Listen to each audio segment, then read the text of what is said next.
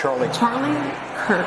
If you knew him, you love him. Charlie Kirk was an incredible man. One of the strongest, bravest people that I know. Charlie has the work ethic of no one I have ever met in my life. I don't think it can be understated, the impact that he had. One of the greatest communicators of the generation. He was more than just somebody who would comment on the news. He genuinely respected and genuinely loved, in a Christian manner, the people on the other side of the table. He didn't hate anybody. He would give the shirt off a back to help someone that was in need, regardless of their political stripe. His ideas were about faith, family, freedom. This young man with an idea that became a movement. What he built is part of his legacy, but also part of that legacy, more importantly, is a husband and a father. Irreplaceable. He was irreplaceable. He's a one of one. Right? Charlie Kirk was at the tip of the spear, never flinched, never backed off. He wanted that back and forth, but not out of anger, not out of a place of he wanted to humiliate them or embarrass them or something like that, because he wanted to actually try to communicate with them. He went into the belly of the beast, he went on these college campuses, and he evangelized. This man who had a life force that was so much bigger than himself. If everything completely goes away, how do you want to be remembered? I want to be remembered for courage for my faith. That would be the most important thing. Most important thing is my faith in my life. I hope that the story of Turning Point USA, again, we started with no money, no connections, and no idea what I was doing, resonates with some of you. It's a nonprofit called Turning Point USA. To despair is a sin.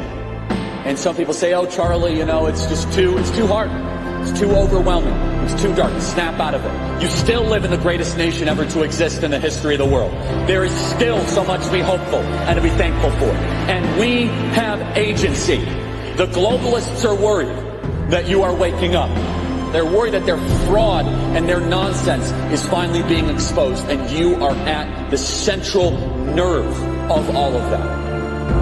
Ask God how to use you. Find a place to plug in. I am thankful for you. We had a vision because we love the country. Push yourself harder.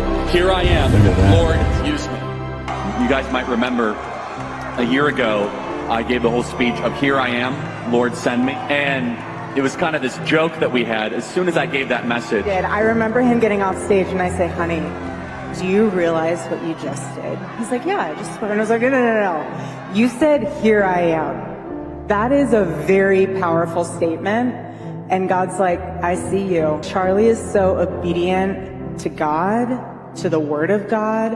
And it's been so humbling to witness the way that God has used him this year, because he made that declaration a year ago, saying, here I am, I'm ready. Wherever you need me to be, Lord, I'll be, and I'm your servant. Just put me out there in the thick of it. You see, they wanted us to be quiet and afraid and silent and subservient. They wanted us to cower into our corner. But the conservative movement has changed fundamentally. I hope you guys understand this. This is the greatest country ever to exist in the history of the world. And I can say, wow, there was a debate.